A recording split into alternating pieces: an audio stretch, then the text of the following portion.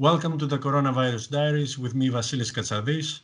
Today I have the honor to interview Camille Brunet, journalist from Paris, and she's going to talk to us about how they're dealing with COVID-19 in France mainly. So, hello Camille and welcome to the show. Hello. It's good to see you. I wanted to ask you, first of all, what's the situation and what's your take in what's happening now in France in general regarding coronavirus? Well, in France, compared to Italy or Spain, that are countries that are being hit really, really hard right now with like really heavy death toll, a lot of confirmed cases. France is a bit behind, I would say about 10 to 15 days. So we're really worried. The hospitals are still okay, but they're making a lot of appeals for more money, for more beds, because we're really, really dreading what's going to come for us in the next couple of days and weeks. What is the reason you think that France has been hit, if there's one reason, I mean, maybe there are plenty, has been hit hard from this pandemic, unfortunately? Well, I think, it's just my opinion, but I think that one of the reasons is the government from the very beginning chose not to test people, only very severe cases that went to hospital. Is it maybe because they were advised by doctors that's what Emmanuel Macron is saying, or because we didn't have enough tests anyway, or also because we did not grab at all how many people didn't have symptoms and were actually carrying the virus. So now we've gone through that way, we can't go back. Like Germany, who's testing a lot of its citizens and are managing, I think, pretty well to isolate the cases. So they're doing way better than us, I think. A few days ago, a 16-year-old girl died in France. It was like pretty tragic. She's the youngest person to die from the virus until now. And no one really understood what happened. And when we looked up exactly what happened to her, she had gone to hospital for a cough, and she was tested negative twice before she went again to another hospital, and then they did another test, and then she was tested positive, but it was a bit too late, and she died like literally hours later. So although we all think that she had a very severe version of the virus, it also shows that the tests are not completely reliable. So now the government has said that they're going to do more tests, but also they're talking a lot about doing blood tests. Most French people will be tested before the end of the confinement to see who's got it and who hasn't got it, to be able to go out safely. I wanted to ask you if in France there is criticism about the fact that there were even elections during this coronavirus time, and if there are other mistakes that maybe people or the opposition are accusing of Macron, perhaps? There's a lot. Macron is under fire a lot at the moment for different reasons. The first one is obviously they held the first round of elections, which to everyone was a really, really bad idea, especially now that they've postponed the second round, and all the elected people who got more than 50% have their seats secured, but the rest will have to redo it basically. So it's really highly criticized here in France. Also because a few days before, Macron was seen like going to the theater with his wife and showing that all was good and all was fine. So that was really, really criticized as well. He made three speeches since then, like official ones, that were not really good either in terms of communications. It's quite bad. One of them, he said, "We're at war." So it was like a really kind of dramatic tone, but at the same time he was like, oh, basically you can go outside and do your sports, and everyone was like, okay, so is it like dramatic or is it fine? No one really understood what was happening, and maybe he was trying to comfort people, but in a really, really bad way, and it didn't work. And it ended up that many French people were still like strolling outside in the parks, on the beach, And the authorities had to close down all these places because people were not understanding that they had to stay home for real. So I think the miscommunication for Macron kind of delayed the real efficient answer of confinement. Macron is not really criticized for his decisions. He's criticized for his communications, which was quite bad. You said earlier that President Macron spoke about war, that we are in a war. And President Trump has used this kind of phrases as well, that he's a wartime president. And also Prime Minister Mitsotakis in Greece has used this term, that we are in a war.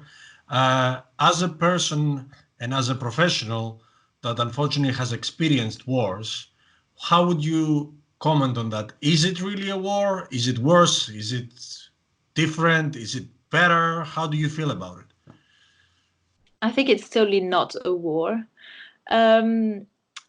What Trump, Macron, or anyone else is saying at the moment, I think it serves their communication, because they have to stand as strong and confident leaders, which is true. They need to look confident and strong, because otherwise, the population will freak out, I guess. But to be honest, it's not a war. A virus is not a war. A virus needs just funding, money, and put money in the research. You can't say that a virus is your enemy, because the enemy has a strategy or something in a war. A virus just strikes. So you don't have to fight the enemy. Well, my opinion is that we're not fighting an enemy.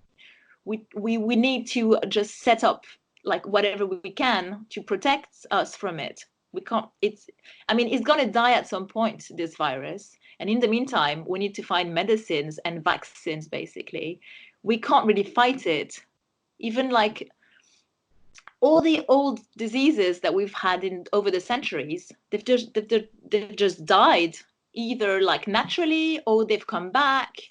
And so it's not an enemy like in a war. It's way trickier than this. But I think world leaders, they have to say otherwise, because I don't think they'll have any other option in terms of communication. The spokesperson for the French government, Sibeth Ndiaye, a week ago was oh no, I don't wear masks. Plus, I don't really know how to use a mask anyway. It's not useful. It's only for doctors. You can't say that, even if you actually do not know how efficient a mask is. And truly, I don't think there's loads of things that we actually still don't know about this virus. If you're an official, you don't say stuff like this, because obviously people will listen to you. But now France is making masks again. This is news that I saw today in French media. So do you want to tell me about this initiative?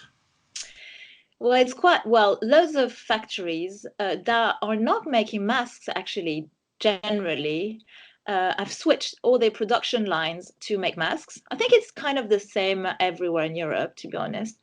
Also, it helps the economy, which is good. And the government has put a lot of money into this mask production thing. Macron was visiting a factory today. And we have received millions of masks from China yesterday as well. So I think we'll be okay in terms of masks. Now, the real debate in France is not about masks anymore. It's more about, although the general public can't still buy masks in pharmacies and shops. It's not for us. It's for hospital people. It's for anyone taking care of the elderlies. It's for shop assistants. Anyone who's in touch with the public, basically. Do you want to tell me a little bit about the story with your aunt making the mask? Yeah, so basically loads of people are just bored in their houses, like everyone in Europe, everywhere in the world, I'd say. And my aunt, she's 74, and she lives around the corner from me. And she was a bit worried about me, because I go to work every day. So she was like, oh, I'm just gonna make you some masks. So she's been making like this really cool mask. So it's just like fabric with like two bands to put behind your ears, and under it you've got this kind of hole where you slide inside a cotton pad, so that you can like spit on it all day basically and change it, and it kind of like thickens the mask so that whatever you when you're talking and when someone else talking, it's better protected. So she's been making quite a few of them, and she just gives it to people. And I've been giving quite a few of them to my colleagues as well who work on the field. And it's we see a lot on the internet, a lot of initiatives like this. And it's funny because this confinement thing brings the best out of people, and it's quite heartwarming to see that as well. Most European governments are telling us now that we should just stay in and be careful and all of that. But you have to go to work every day as a journalist now. And I'm wondering, are you actually stressed about it, or how do you feel about this? Or you're working so much that you don't even have the time to think about it right now?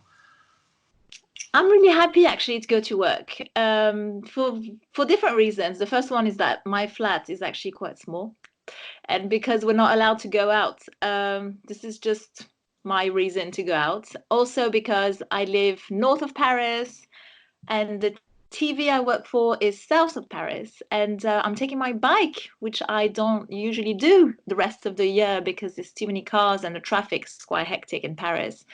Whereas right now there's no one. The only small concerns that we had initially were the sanitary conditions at work, because it's a newsroom. So like most newsroom, it's an open space.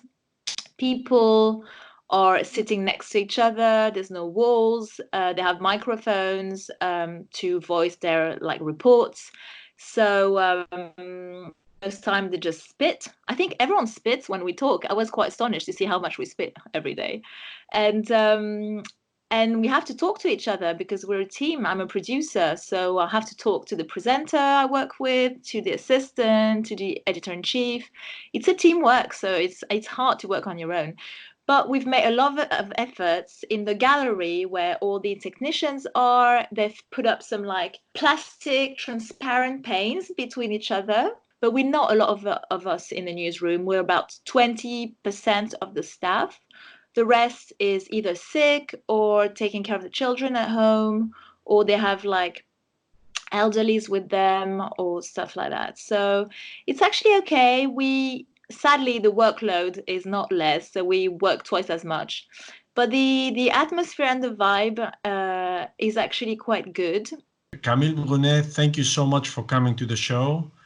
Stay safe, stay healthy, and please continue to inform us as much as possible. Thank you, Vasilis. It was great to talk to you as always.